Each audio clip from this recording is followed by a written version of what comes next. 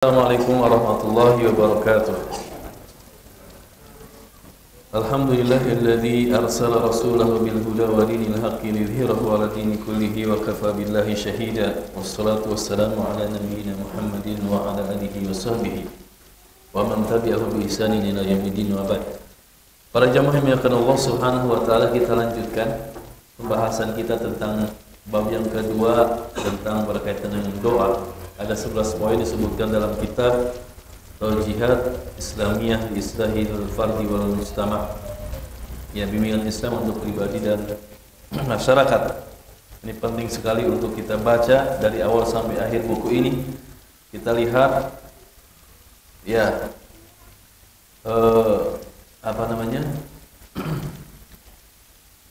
penulisan kitab ini sangat baik sekali, sangat bagus sekali. Sebutkan poin-poinnya, kemudian dalilnya dan pemahamannya.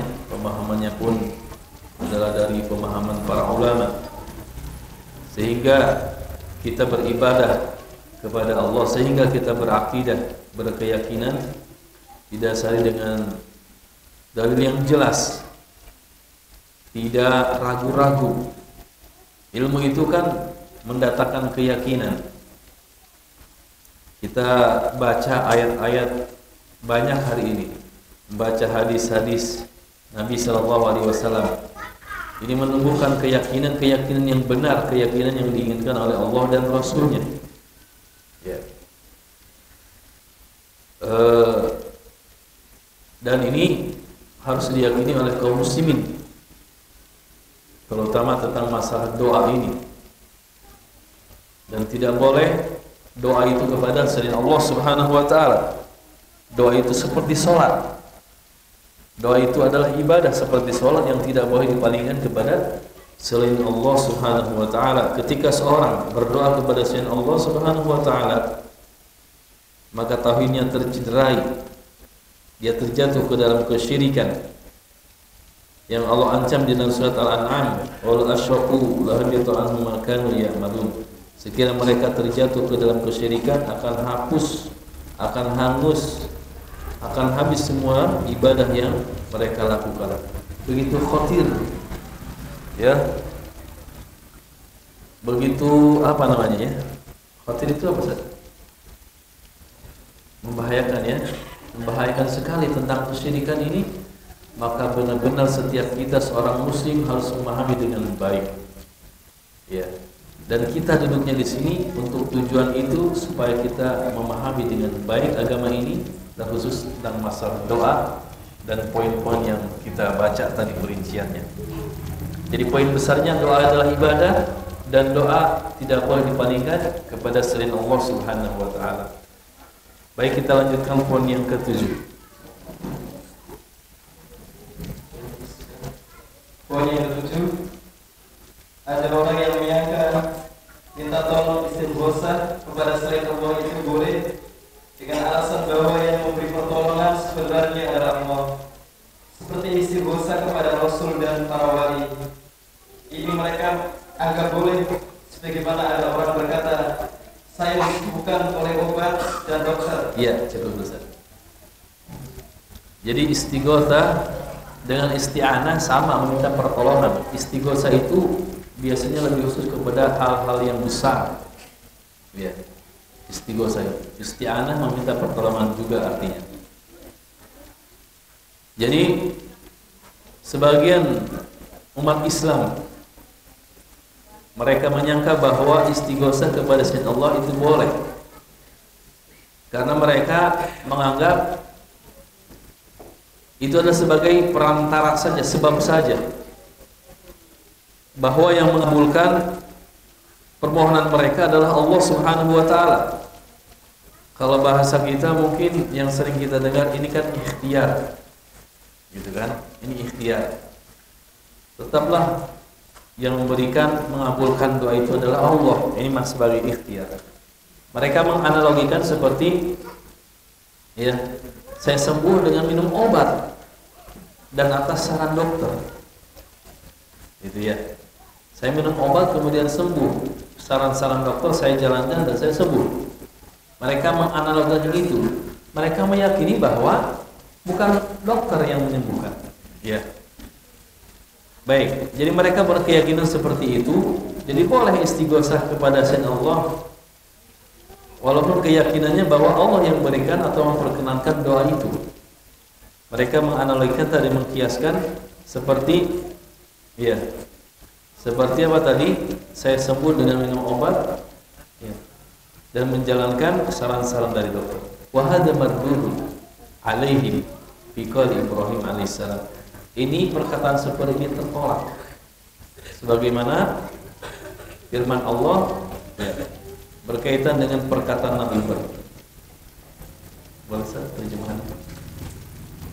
Allah Subhanahu wa taala yang menciptakan aku, maka dialah yang memberikan petunjuk kepadaku, dialah yang memberi makan dan minumku. Dan apabila aku sakit, dialah yang menyembuhkanku.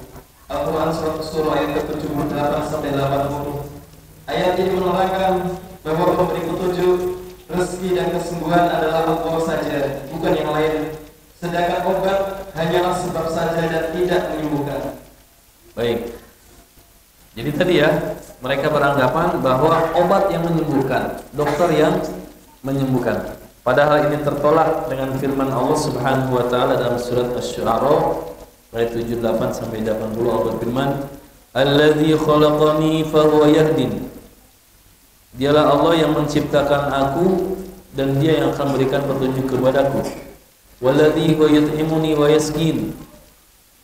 Dan yang memberikan, Dia yang memberikan makan dan minum aku. "Wa idza maritu fahuwa yashfin." Ini poinnya. Dan apabila aku sakit, Dia yang menyembuhkan aku. Jadi sakit itu sembuh bukan karena obat, bukan karena dokter, tapi karena Allah Subhanahu wa taala. Adapun obat, adapun dokter itu adalah sebab saja. Karena ada orang yang minum dengan obat dan dokter yang sama ternyata tidak sembuh juga. Dan memang obat itu tidak menyembuhkan. Makanya seorang sakit itu boleh berobat, boleh tidak berobat. Wa idza maritu fa huwa yashfin. Dan apabila aku sakit, ini perkataan Nabi Ibrahim, dialah Allah yang menyembuhkan aku. Jadi bukan obat, bukan dokter. Maka analogi tadi yang dijadikan oleh orang-orang yang membolehkan istighosah kepada selain Allah, maka ini akan tertolak. Karena obat dan dokter itu bukan yang menyembuhkan. Ya. Ada orang kaya. Ya, mungkin orang kaya se-Bekasi, berobat kemana? Ke Singapura, tapi meninggal juga. Ya. Bahkan dokternya pun meninggal. Ya. Baik, dokternya juga sakit begitu ya. Baik, kita lanjutkan. Poin ke-8. Poin yang ke-8, banyak orang tidak dapat membedakan antara istighosah kepada orang yang hidup dan istighosah kepada orang yang mati. Iya. Jadi istighosah ternyata ada dua macam, kepada orang yang masih hidup, kepada orang yang sudah meninggal di dalam kuburan.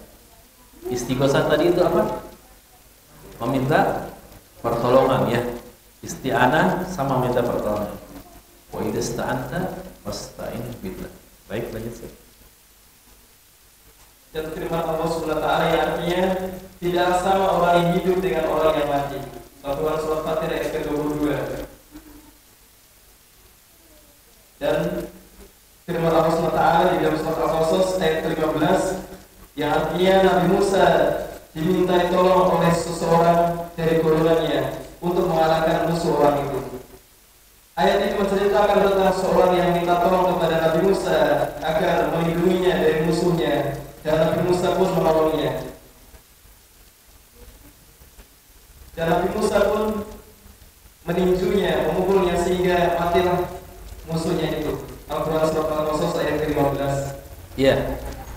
Jadi saya membawakan ayat yang menceritakan atau yang menjelaskan bahwa wa ma yastawil ahya'u wal amwat, tidak sama orang yang hidup dan orang yang mati. Nah, ya kan? Tadi penjelasannya bahwa istighosah itu ada yang pada yang hidup, ada yang mati. Kemudian beliau membawakan dalil wa ma yastawil ahya'u wal amwat, tidak sama orang yang hidup dan orang yang mati. Kemudian juga mendatangkan kisah Nabi Musa alaihi salam. Allah berfirman, "Fastaghathahu alladhi min syi'atihi 'ala alladhi min aduwwi." Fastaghathahu alladhi, meminta pertolongan, min syi'atihi, temannya, golongannya Nabi Musa. Jadi teman Nabi Musa meminta pertolongan kepada Nabi Musa, istighosah kepada Nabi Musa yang masih hidup. 'Alal ladzi min aduwihi, untuk mengalahkan musuhnya. Jelas ya poinnya ya. Jadi saya ingin membawakan dalil bahwa kisah Nabi Musa menggunakan redaksi istighosah. Fastaghasahul ladzi min syi'atihi. Jadi temannya Nabi Musa meminta pertolongan kepada Nabi Musa. Nabi Musa ada, Nabi Musa hidup. Ya, 'alal ladzi min aduwwi, untuk melawan musuhnya yang menjadi musuh temannya ini. Ini adalah cerita seorang yang meminta pertolongan kepada Musa untuk menjaganya dari musuhnya. Dan Nabi Musa menolong orang tersebut. Nabi Musa itu dari Mesir ya. Mesir kan? Ya. Mesir ya, Fir'aun. Negeri Fir'aun Mesir itu. Itu sampai sekarang secara umum orang Mesir itu kuat-kuat. Badannya juga, jadi tulangnya itu kayak apa namanya? Tebal-tebal gitu. Tinggi besar, tebal. Yaitu Nabi Musa disebutkan dalam ayat ini bahwa kazahu Musa faqadu alaih. Sekali tinju tewas. Nabi Musa itu kuat ya. Ya, jadi Nabi Musa hidup, Nabi Musa ada dan menolong, meninjunya sampai meninggal orang tersebut. Lanjut, Sir. Adapun orang yang mati tidak boleh kita minta tolong kepadanya karena ia tidak dapat mendengar doa kita. Andai kata kita mendengar, andai kata ia mendengar pun, ia tidak akan dapat memenuhi permintaan kita. Yes. Ini tadi ayat yang kita baca, surat Fatir ayat 14. Saya senang sekali dengan ayat ini karena jelas ya, karena jelas sekali dan mudah memahaminya. Allah berfirman, in tad'uhum la yasma'u du'a. Jika kalian ya berdoa kepada mereka, la yasma'u du'aakum, tidak akan pernah mendengar doa kalian. Jadi orang datang ke kuburan Syekh Fulan, Kiai Fulan misalkan, berdoa-doa di sana. Kata Al-Quran, la yasma'u du'aakum, mereka tidak mendengar doa-doa kalian. Walau sami'u mastajabu lakum, sekiranya juga mendengar, tidak bisa memperkenankan doa kalian, mengabulkan keinginan kalian. Ya. Wa yaumal qiyamati yaquluna bi syirkikum, hari kiamat nanti mereka mengingkari kesyirikan kalian. Kesyirikan. Jadi berdoa kepada orang yang sudah meninggal, Al-Quran menyebutkan ya, wa yaumal qiyamati yaquluna bi syirkikum. Hari kiamat nanti mereka yang kau meminta doanya itu ya mengingkari kesyirikan kalian. Jadi bahasa Al-Quran itu bahasa yang paling sopan, yang paling tinggi, yang paling mulia. Untuk masalah akidah tidak ada abu-abu, hitam putih. Qul ya ayyuhal kafirun. Kafir. Oh, jangan bilang kafir, non muslim saja. Justru ini bahasa Al-Quran, syirik, keras segala macam. Bukan keras, kita hanya belum bisa menerima. Ya. Yakfuruna bisyirkikum, mereka mengingkari kesyirikan kalian. Ini adalah nas yang jelas bahwa doa kepada orang yang mati, orang-orang yang goib, syirkun, kesyirikan ya. وَالَّذِينَ يَدْعُونَ مِن دُونِ اللَّهِ لَا يَخْلُقُونَ شَيْئًا وَهُمْ يُخْلَقُونَ أَمْوَاتٌ غَيْرُ أَحْيَاءٍ وَمَا يَشْعُرُونَ أَيَّانَ يُبْعَثُونَ. Baik, lanjut.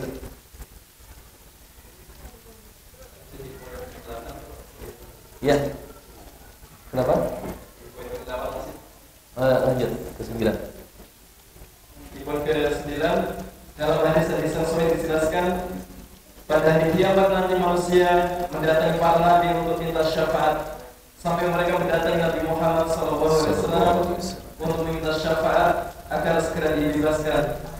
Nabi Muhammad SAW menjawab, "Iya, memang saya dapat memberi syafaat." Kemudian beliau sujud di bawah arsy dan memohon kepada Allah agar mereka segera dibebaskan dan dipercepat proses penghisapannya. Syafaat ini adalah permintaan Nabi Muhammad SAW dan waktu itu beliau dalam keadaan hidup di mana beliau dapat berbicara dengan mereka lalu beliau memohon syafaat. Itulah yang diperbuat oleh Rasulullah SAW. Tadi kan istighosah ada dua, kepada yang hidup yang kepada yang mati. Kepada yang hidup boleh, ya, tentang kisah Nabi Musa.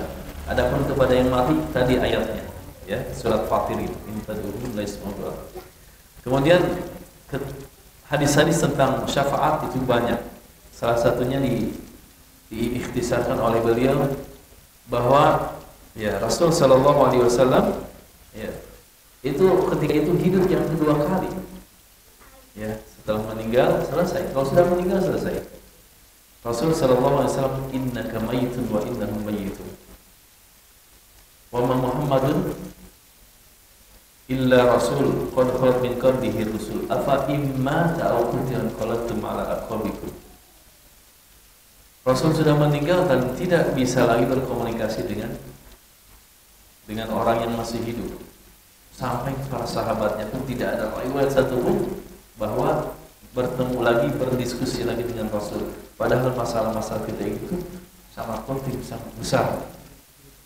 Tidak ada riwayat satupun, ya, Rasul kemudian hadir, ya, sahabat kemudian berbincang, tidak. Kecuali nanti tentang masalah syafaat ini hari kiamat nanti, ya, beliau hidup dan berbincang-bincang, berbicara dengan manusia dan manusia pun berbincang dengan beliau untuk memberikan syafaat di sisi Allah Subhanahu wa taala dan memberikan solusi-solusi jalan keluar untuk mempercepat perhitungan ya, hisab mereka. Baik, lanjut. Poin ke-10, argumen yang paling tepat untuk membedakan antara permohonan kepada orang mati dan orang hidup adalah apa yang dikatakan oleh Umar bin Khattab radhiyallahu anhu pada waktu terjadi kekeringan di mana beliau minta kepada Al-Abbas paman Rasulullah SAW untuk mendoakan mereka, dan Umar tidak pernah minta tolong kepada Nabi Muhammad SAW setelah beliau wafat. Ya, poin 9 tadi bahwa disebutkan dalam hadis yang banyak dan panjang hari kiamat nanti manusia berbondong-bondong, kebingungan, kesulitan, kebingungan, ini mau kemana? Akhirnya mereka datang, coba ke Nabi Adam, Abul Bashar, bapaknya manusia, datang mereka ke Nabi Adam, meminta solusi lah bagi kita, minta pertolongan. Kata Nabi Adam, aduh saya juga pernah berbuat salah, coba ke Nabi Nuh, terus istilahnya dialihkan ke nabi-nabi yang lain, terakhir kepada Nabi Muhammad sallallahu alaihi wasallam. Dan disebutkan tadi, ya, beliau kemudian berdoa kepada Allah, sujud, kemudian berdoa dan berikan syafaat kepada manusia. Yang ke-10 tadi, jadi dalil yang besar untuk membedakan antara permohonan kepada yang hidup dan yang mati. Asar itu perkataan atau perbuatan sahabat Khalifah Umar bin Khattab radhiyallahu anhu ketika terjadi kekeringan yang sangat luar biasa, kemudian melaksanakan sholat dan istisqa. Di kita alhamdulillah ya, nyaris tidak pernah atau pernah sholat istisqa, minta hujan karena kekeringan, hewan ternak pada mati, kehausan, kelaparan. Perasaan saya belum pernah ikut sholat istisqa meminta hujan. Tapi kalau dari Afrika mungkin ya, kemungkinan besar itu. Nah, Di Madinah pun pernah terjadi kekeringan yang sangat melanda Madinah. Kemudian Khalifah Umar melaksanakan surat istisqa. Fatalaba min al-Abbas ammi Rasul sallallahu alaihi wasallam an yadwalahu. Maka beliau meminta kepada Abbas. Abbas itu adiknya Abdullah ya, atau pamannya Rasul sallallahu alaihi wasallam, untuk berdoa. Paman Rasul sallallahu alaihi wasallam. Dulu kami berdoa kepada Rasul gitu ya. Ketika Rasul ada, Rasul berdoa untuk kita. Sekarang Rasul sudah tidak ada, sudah meninggal, maka kita berdoa kepada paman, meminta paman Rasul untuk berdoa kepada Allah. Ini adalah permohonan kepada orang yang meminta pertolongan untuk didoakan orang yang masih hidup. Dan Rasul walam yatlub minar Rasul sallallahu alaihi wasallam ba'da intiqalihi lirrafiqil a'la, dan tidak pernah sahabat siapapun termasuk Khalifah Umar Ibn Khattab datang kepada kuburannya Rasul. Ya Rasul, ini paceklik atau kekeringan yang sangat. Cobalah meminta kepada Allah supaya diturunkan hujan. Tidak pernah. Ini dalil yang besar untuk membedakan antara permohonan kepada orang yang hidup dan orang yang mati. Jelas kira-kira ya. Makanya boleh saja kita meminta doa kepada orang yang soleh, datang syekh misalkan dari Saudi apa, kemudian kita bawa anak syekh doakan anak saya menjadi hafal Al-Quran misalkan. Itu boleh meminta didoakan kebaikan oleh orang soleh yang masih hidup berdasarkan asar ini. Baik, yang terakhir ke-11. Poin ke-11, ada sejumlah ulama yang menyangka tawasul itu sama dengan istighosah. Padahal perbedaan antara keduanya besar sekali. Tawasul adalah berdoa kepada Allah melalui perantara seperti, wahai Allah, dengan perantara cintaku kepadamu dan cintamu kepada Rasulmu, bebaskanlah kami. Doa dengan cara tawasul seperti ini boleh.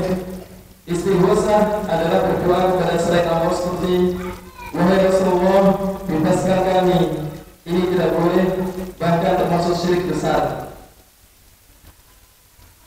Allah Subhanahu wa taala berfirman yang artinya, dan janganlah kamu berdoa kepada selain Allah yang tidak bisa memberi manfaat dan tidak pula memberi mudarat kepadamu. Sebab jika kamu berbuat yang demikian, maka sesungguhnya kamu termasuk orang-orang yang zalim. Yang zalim di sini apa? Kemusyrikan ya. Inna syirka lazulmun azim, karena kesyirikan itu kezaliman yang besar. Kezaliman itu menempatkan suatu bukan pada tempatnya. Ya. Menempatkan sesuatu yang bukan pada tempatnya. Yang lain itu tidak berhak diibadahi, dia ibadahi. Yang berhak diibadahi hanya Allah Subhanahu wa taala. Ketika beribadahi kepada selain Allah, maka itu adalah kezaliman karena menempatkan sesuatu bukan pada tempatnya. Terus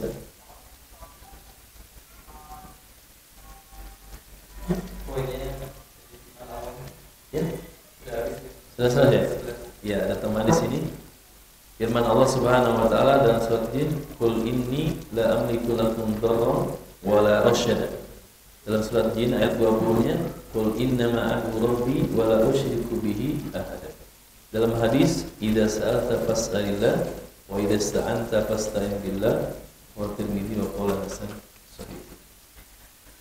Para jamaah sekalian, sebagian ahli ini mengira bahwa tawasul itu seperti istighosah, padahal jelas perbedaannya sangat besar, sangat jauh.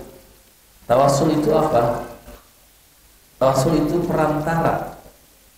Dalam surat Al-Maidah kalau tidak salah, ya ayyuhalladzina amanu taqullaha wabtaghu ilaihi alwasilata, dan carilah al-wasilah, perantara. Wasilah itu ada dua, wasilah yang syar'iyah, wasilah yang ghairu syar'iyah. Wasilah yang syar'iyah itu disebutkan dalam hadis tentang 3 orang yang terperangkap di dalam gua, berdoa kepada Allah dengan wasilah amal soleh yang dia lakukan. Yang pertama, birrul walidain. Dia berbuat baik kepada kedua orang tuanya. Dia senantiasa memberikan susu kepada ibu dan bapaknya. Itu kan sebelum kepada anak-anaknya. Satu waktu dia datang terlambat, bapak ibunya sudah tidur dan dia tidak mau memberikan susu itu kepada anak-anaknya yang merengek menangis ingin minta susu. Dia menunggu ibu bapaknya bangun. Kata dia, kalau ini adalah kebaikan ya Allah, bukakanlah pintu gua ini. Jadi mereka kemalaman kemudian masuk ke gua dengan sebab apa? Batu yang di atasnya menutup pintu gua. Didorong oleh 3 orang, tidak bisa atau tidak bergeser karena besarnya batu. Dengan doa bergeser sedikit, tapi belum bisa keluar. Yang satu berdoa, ya, dia itu apa? Menjaga dirinya. Dia mencintai keponakannya, mencintai seorang wanita. Ya, intinya adalah bahwa ketika wanita itu menyerahkan dirinya, kemudian wanita itu mengatakan, takutlah engkau kepada Allah. Maka dari itu, setelah itu dia tinggalkan, hutangnya dibebaskan. Jadi si wanita itu memiliki hutang dan dia ingin bayar dengan itu, kemudian dia tinggalkan. Jadi perempuan ini sudah siap, kemudian mengatakan, takutlah engkau kepada Allah. Maka dia gemetar meninggalkan perempuan itu, ya, dan takut kepada Allah. Ya Allah, kalau ini perbuatan baik, amal soleh, bukakanlah pintu gua itu. Bergeser sedikit. Yang ketiga, apa yang ketiga? Pemuda yang ketiga apa? Jadi dia mungkin bos lah di kita mah, ada karyawannya. Dia tiba-tiba pergi saja, padahal gajinya masih ada. Kemudian gaji dia itu, karyawannya ini dia olah sampai menjadi ternaknya banyak segala macam. Setiap tahun datang dia, Pak Bos, saya pernah menyahut ini gaji 1 bulan diambil. Oh iya betul. Ini semua nih ternak hewan ternak, sapi mungkin ya, kambing itu punya. Jangan ngejek saya gitu ya, bahasa kita. Benar itu adalah gaji kamu, silakan ambil. Diambil semua tanpa menyisakan satu pun. Ya Allah, kalau ini adalah amal soleh, maka bukalah pintu gua itu, maka terbuka dan mereka bisa keluar dan selamat, ya, tidak mati di jalan gua. Ini adalah wasilah. Ya, boleh kita berdoa dengan amal soleh yang kita lakukan. Ya Allah, saya pernah begini begitu. Ya, kalau ini amal soleh, maka berikanlah saya solusi jantung dan sebagainya. Itu adalah wasilah, perantara. Adapun istighosah tadi sudah kita jelaskan. Mungkin ini para jamaah sekalian yang bisa disampaikan. Mudah-mudahan bisa dipahami dan bermanfaat. Berdoa kepada Allah Subhanahu wa taala kiranya Allah berikan kepada kita ilmu yang bermanfaat, pemahaman yang mendalam, terus bertambah pemahaman kita terhadap urusan agama kita. Allahumma anfa'na bima 'allamtana wa 'allimna ma yanfa'una wa zidna ilma. Dengan ilmu itu, dengan keyakinan itu kita menghambakan diri kepada Allah Subhanahu wa taala, yang mana tujuan kita hidup di dunia ini yang sementara, yang fana ini adalah untuk menghambakan diri kepada Allah Subhanahu wa taala, bukan untuk yang lain. Aku qouli hadza wa astaghfirullah li wa lakum. Wa sallallahu ala nabiyyina Muhammadin wa ala alihi wasallam. Walhamdulillahirabbil alamin. Assalamualaikum warahmatullahi wabarakatuh.